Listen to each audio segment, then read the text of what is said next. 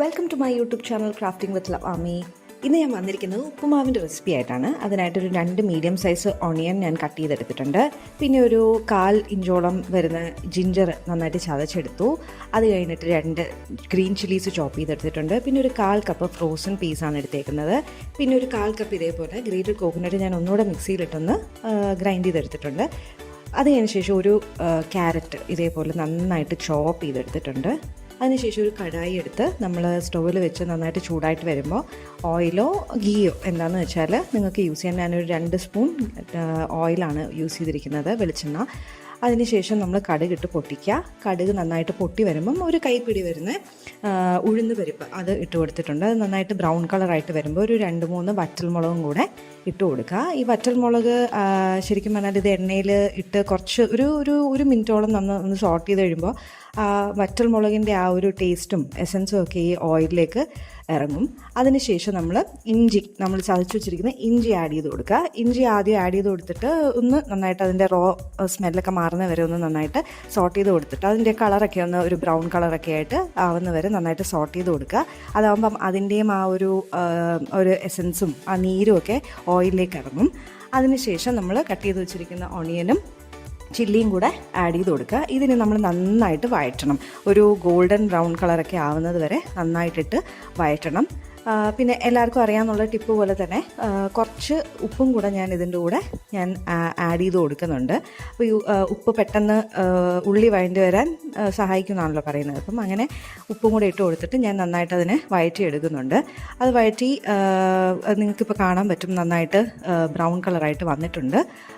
അപ്പം ഇങ്ങനെ ഇരിക്കുന്ന ഈ ഒരു പരുവത്തിൽ നമ്മൾ ചോപ്പ് ചെയ്ത് വെച്ചിരിക്കുന്ന ക്യാരറ്റും പിന്നെ ഫ്രോസൺ പീസും അതും നമ്മൾ ആഡ് ചെയ്ത് കൊടുക്കുകയാണ്.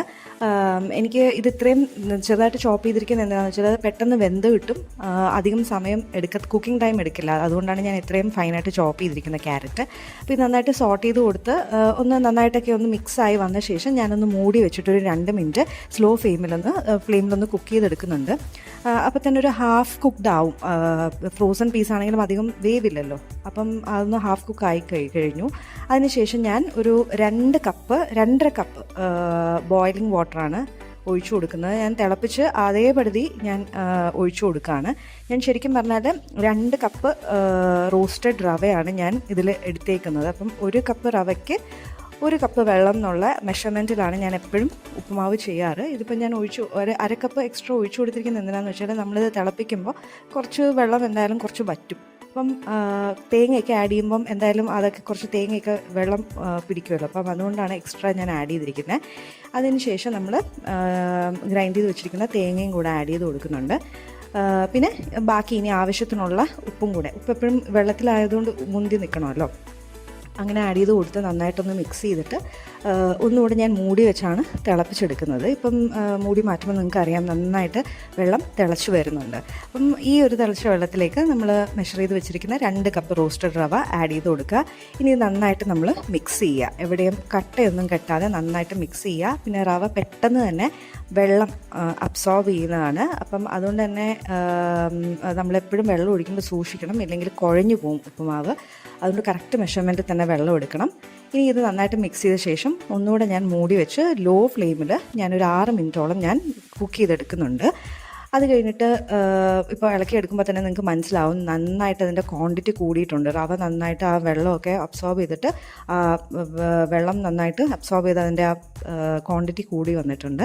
ഇനി നമുക്കിതൊരു പാത്രത്തിലേക്ക് വിളമ്പാം. നിങ്ങൾക്ക് വേണമെങ്കിൽ ഗാർണിഷ് ചെയ്യാനായിട്ട് മല്ലിയിലയൊക്കെ ചോപ്പ് ചെയ്തിട്ട് കൊടുക്കാം. ഞാൻ യൂഷ്വലി എപ്പോഴും ഇട്ട് കൊടുക്കുന്നതാണ്. അപ്പോൾ അതിൻ്റെ ഒരു ഫ്ലേവറൊക്കെ നമ്മളിങ്ങനെ കഴിക്കുമ്പോൾ നമുക്ക് കിട്ടുന്നത് നല്ല ടേസ്റ്റ് അല്ലേ. അപ്പോൾ ഇത്രയേ ഉള്ളൂ. ഇതെല്ലാവരും ട്രൈ ചെയ്ത് നോക്കണം, എന്നിട്ട് അഭിപ്രായമൊക്കെ അറിയിക്കണം. Thanks for watching. ലൈക്ക് ചെയ്യുക, ഷെയർ ചെയ്യുക, സബ്സ്ക്രൈബ് ചെയ്യുക. Thank you everyone. Good bye.